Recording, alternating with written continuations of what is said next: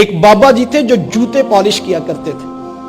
تو ایک نوجوان ان کے پاس بیٹھ گیا اور کہنے لگا کہ بابا جی ایک بات تو بتائیں. کہا بیٹا پوچھو کیا ہے. کہا یہ بتائیں کہ آپ کو رب کا قرب کیسے ملا. تو وہ درویش کہنے لگا کہ بیٹا مجھے تو یوں ہی جوتے پالش کرتے کرتے رب بھی مل گیا, اس کا رسول بھی مل گیا. تو کہا جی یہ بھی کوئی راستہ ہے اس کو پانے کا. لوگوں نے تو اتنی محنتیں کی, ریاضتیں کی, عبادات, مسلسل مجاہدے کرتے رہے, اور آپ کہتے ہیں کہ جوتے پالش کرنے سے رب مل جاتا ہے. تو وہ بابا جی کہنے لگے بیٹا وہ جو اصول قانون ضابطے ہیں نا وہ اپنی جگہ پہ ہے, میں ان کی نفی نہیں کرتا.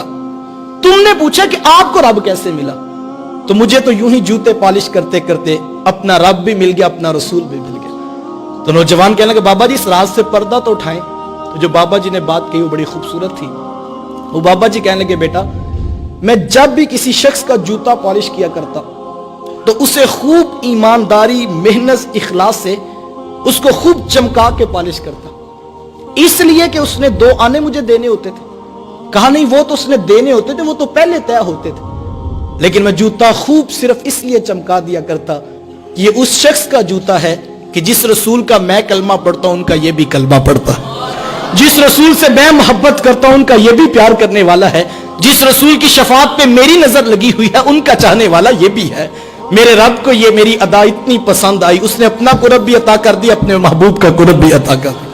حضور کی نسبت کا احترام پیدا کرنے کا مزاج پیدا کریں. ہم بڑے عجیب لوگ ہیں, کاش ہم اس بات کے اوپر کھڑے ہو جائیں. اور یہ اتنا خوبصورت وظیفہ ہے, میں سمجھتا ہوں یہ 1000 لوگ بیٹھے ہیں آپ, ہم سب نے صبح اٹھ کر اپنی دکانوں پہ بیٹھنا ہے. کوئی ڈاکٹر ہے, کوئی انجینئر ہے, کوئی ٹیلر ہے, کوئی ٹائر کو پنکچر لگانے والا, معاشرے کا ہم حصہ ہیں.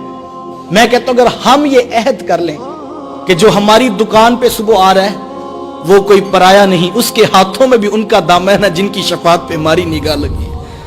اس کو دھوکہ نہ دو, اس کو جھوٹ نہ بولو, اس کو فریب نہ کرو, اسے پیار دو, محبت دو, الفت بانٹو, اس کے لیے آسانی کا راستہ کھولو. یہ اتنا خوبصورت وظیفہ ہے, یہ اتنا پیارا وظیفہ ہے کہ اس وظیفے کی اتنی برکت ہے, اتنی برکت ہے. اس کو ایک مرتبہ کر کے تو دیکھیں. میں کسی دکان پہ جاتا ہوں, ابھی موبائل دیکھ رہا تھا کہ اس شخص نے میرے موبائل پر حضرت کی فوٹو دیکھ لی. تو کہنے لگا جناب آپ ان کو جانتے ہیں؟ تو میں نے بھی فخر سے کہا جناب یہ میرے شیخ ہیں, میرے استاد ہیں. تو کہنے لگا جناب تشریف رکھیں نا, چائے پیجئے, باقی باتیں بعد میں ہوں گی. مجھے عزت دینے لگا, ریٹ نیچے آنے لگا. وہ جو بحث کر رہا تھا ایک دم اس کا لہجہ بدل گیا. کہنے لگا جناب ہم بھی ان کو سنتے ہیں, تو بڑا خوبصورت بیان کرتے ہیں. یار یہ عزت کس بات کو دی جا رہی ہے کہ جن کا خطاب میں سنتا ہوں ان کا خطاب یہ بھی سنتا ہے. کوئی آ جائے جناب آپ کس سلسلے سے بیعت ہے, میں جناب نقشبندی ہوں, بڑی اچھی بات ہے جناب, ہم بھی وہاں پر بیعت ہیں, ہم گورڈا شریف بیعت ہیں, ہم سیال شریف بیعت ہیں. یہ ساری نسبتیں بہت اچھی, یہ بڑی خوبصورت, بڑی بابرکت ہیں.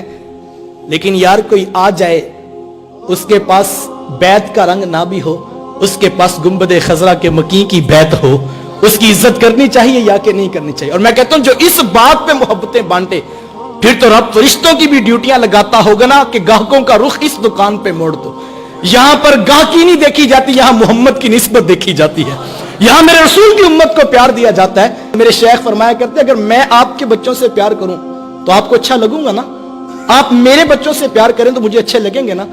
تو جو حضور کی غریب امت سے پیار کرے گا وہ اللہ کے رسول کو کتنا اچھا لگے گا. آؤ صاحبو پیار بانٹو, محبت بانٹو, الفت بانٹو. میں نہیں یہ کہتا کہ آپ 1000 پھول جو ہے راستے میں بکھیر دیں, آپ پھول نہیں بکھیر سکتے تو کم از کم کانٹے بچھانے کا مزاج تو چھوڑ دیجئے.